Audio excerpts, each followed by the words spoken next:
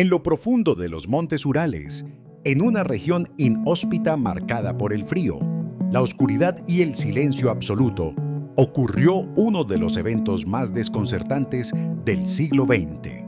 En enero de 1959, 9 jóvenes excursionistas soviéticos, experimentados, preparados y perfectamente equipados, emprendieron un viaje que jamás debería haber representado un riesgo mortal. Sin embargo, lo que encontraron en aquel paisaje helado no solo les arrebató la vida, sino que se transformó en una de las heridas más profundas en la historia de los misterios modernos. Sus cuerpos fueron hallados en condiciones imposibles de explicar, algunos descalzos sobre la nieve, otros con heridas internas comparables a un accidente automovilístico, ropa radioactiva y un campamento que parecía haber sido abandonado en un estado de pánico inimaginable. Desde entonces, científicos, militares, investigadores independientes, conspiracionistas y expertos en fenómenos naturales han propuesto teorías que van desde avalanchas silenciosas hasta pruebas militares secretas y encuentros con algo que quizás no era humano. Hoy, esta historia se desglosa con detalle, sin exageraciones, sin adornos, solo hechos, documentos y las preguntas que 65 años después siguen sin respuesta. El grupo estaba liderado por Igor Dyatlov, un joven ingeniero brillante, disciplinado, meticuloso. Junto a él, 8 excursionistas más, todos estudiantes del Instituto Politécnico de los Urales. Eran personas fuertes, entrenadas, con experiencia en condiciones extremas. No era la primera vez que atravesaban bosques congelados, ríos helados o laderas peligrosas. De hecho, este viaje sería la culminación de una certificación deportiva de élite. El proyecto era simple: llegar al Monte Otorten. Pero esa región no era como cualquier otra. Los pueblos nativos Mansi la llamaban Kholat Syakhl, que significa la montaña de los muertos, no porque allí hubiera espíritus, sino porque las condiciones climáticas eran tan extremas que durante generaciones se consideró un lugar donde la vida humana simplemente no debía permanecer. Pero el grupo de Dyatlov no creía en supersticiones, confiaban en la ciencia, en su preparación y en su experiencia. En sus diarios personales, recuperados tiempo después, describían el viaje con entusiasmo, bromas internas, fotografías grupales, pasos firmes avanzando hacia la meta. Nada indicaba que estaban a punto de enfrentarse a algo imposible. Esa calma, esa sensación de seguridad, contrasta profundamente con lo que se descubriría días después. El 1 de febrero de 1959, el grupo instaló su último campamento en la falda de la montaña Kholat Syakhl. Este es el detalle más extraño. Tenían la opción de descender unos 1,5 kilómetros hacia una zona boscosa, protegida del viento, donde cualquier expedicionista con experiencia instalaría su tienda, pero no lo hicieron. Decide quedarse en la ladera abierta, directamente expuesta a vientos de más de 60 kilómetros por hora, temperaturas cercanas a los menos 30 grados Celsius y poca visibilidad. ¿Por qué?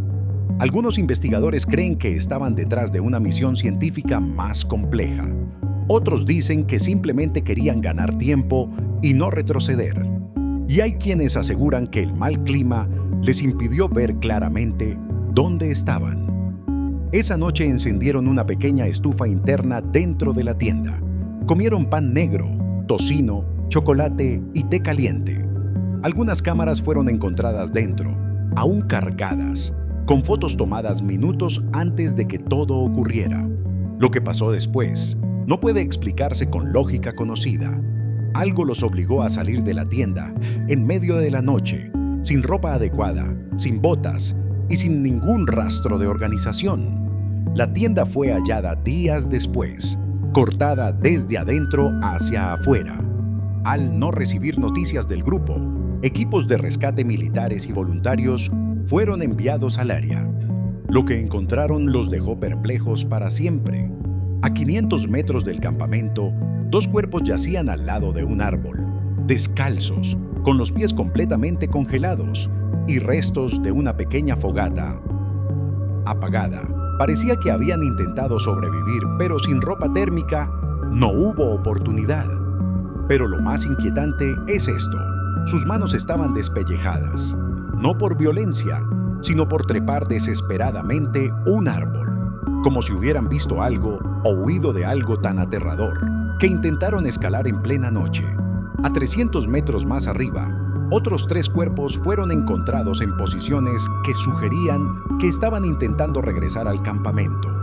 Uno tenía una fractura en el cráneo, otro tenía signos de hipotermia avanzada, pero aún así seguían parcialmente vestidos de forma incompleta, como si hubieran salido corriendo con lo primero que pudieron tomar.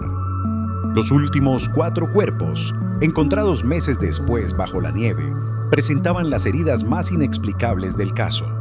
Fracturas de tórax comparables a las producidas en una caída desde gran altura, costillas destrozadas, lengua y ojos faltantes, en uno de los cuerpos ropa con altos niveles de radiación. Pero ninguna herida externa importante. No había marcas de violencia humana o animal. Era como si una fuerza poderosa, pero sin romper la piel, los hubiera aplastado desde adentro. Antes de pensar en lo extraordinario, los investigadores revisaron todas las posibles explicaciones naturales. La primera y más aceptada durante décadas fue la teoría de una avalancha, pero no una avalancha normal, sino una microavalancha, también llamada avalancha silenciosa. Este tipo de fenómeno ocurre cuando una capa de nieve débil, casi invisible, se desprende de la ladera. No produce un estruendo fuerte, ni deja un rastro claro, y puede desplazar la tienda o amenazar con sepultarla. Según esta teoría, el grupo habría reaccionado cortando la tienda desde dentro y huyendo para ponerse a salvo. Sin embargo, hay problemas. En primer lugar, la pendiente donde colocaron el campamento no tenía la inclinación suficiente para provocar una avalancha significativa. Las fotografías del rescate muestran la tienda apenas cubierta por unos pocos centímetros de nieve, lo cual contradice la idea de un derrumbe violento. Además, si realmente hubieran escapado por una avalancha, deberían haber retrocedido después de unos minutos para recuperar ropa, botas y herramientas.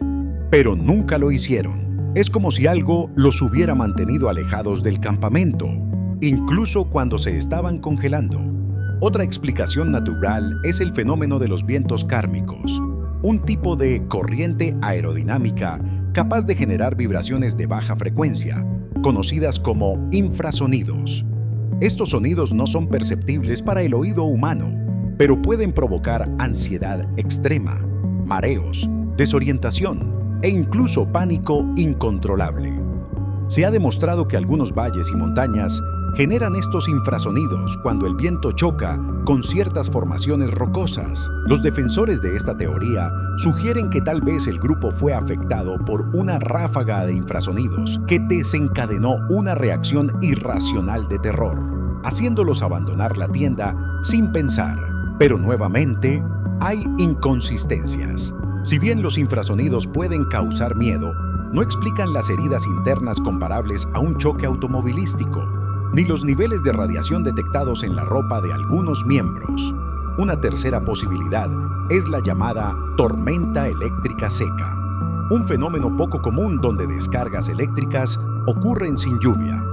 Estas tormentas pueden generar bolas de luz, pequeñas descargas en la superficie de la nieve o incluso quemar ropa.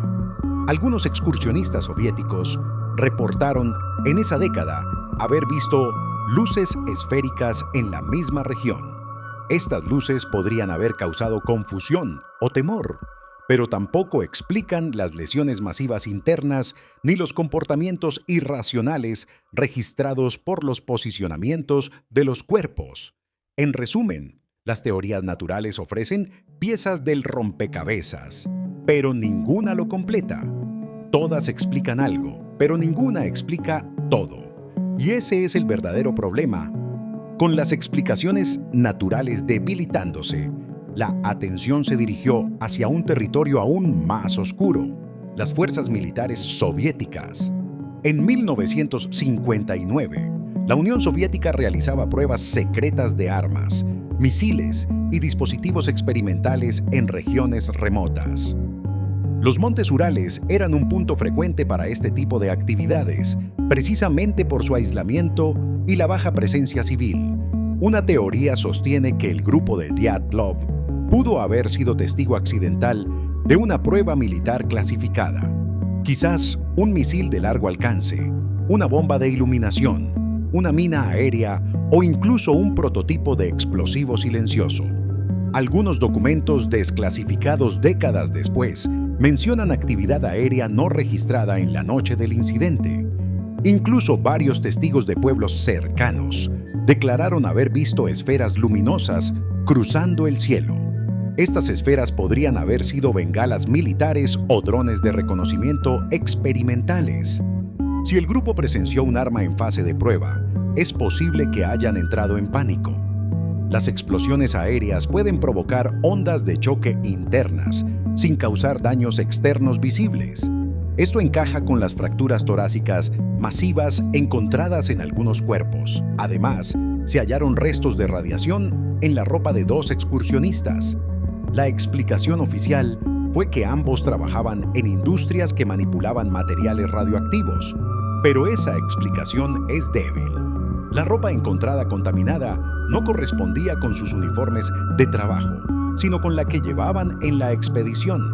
Por otro lado, hay reportes de minas paracaídas, un dispositivo militar soviético que explotaba en el aire a baja altura, generando una onda expansiva silenciosa pero devastadora.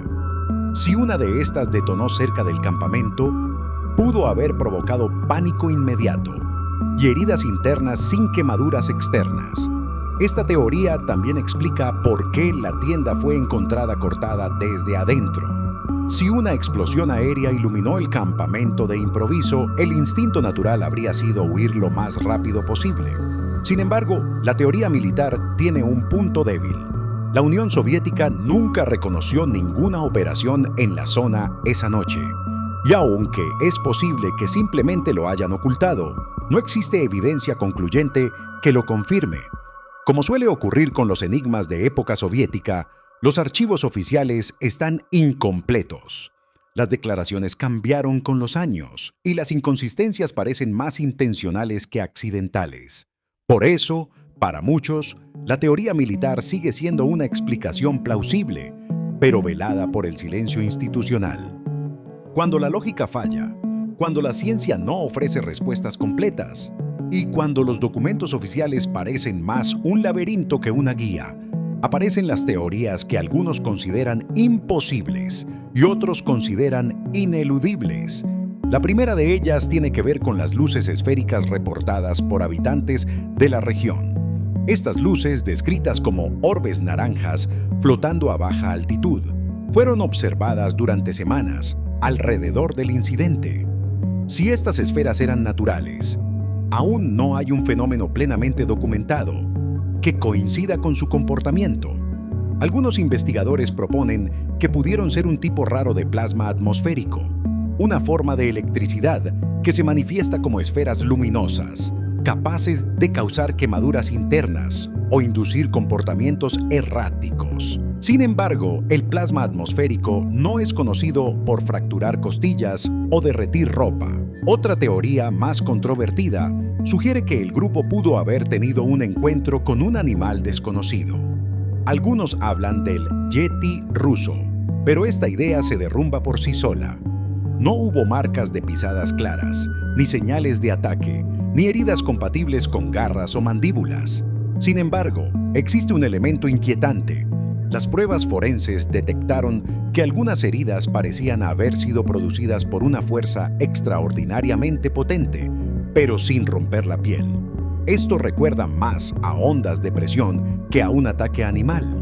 La tercera teoría, la más especulativa, pero también una de las más persistentes, es la de un encuentro con algo no humano. Según esta hipótesis, las luces esféricas serían vehículos o manifestaciones de entidades desconocidas. Las heridas internas serían compatibles con tecnologías de energía o vibración. La huida descontrolada sería el resultado de un miedo abrumador ante algo visual o auditivamente aterrador. Aunque no existe evidencia directa que respalde esta teoría, su persistencia se debe a que las explicaciones convencionales no logran cubrir todos los aspectos del caso. En resumen, estas teorías extrañas no pueden probarse, pero tampoco pueden descartarse completamente. Y en un misterio donde la ciencia, la lógica y los documentos fallan, la frontera entre lo posible y lo imposible se vuelve sorprendentemente delgada. Más de 6 décadas después, la verdad sigue enterrada bajo la nieve.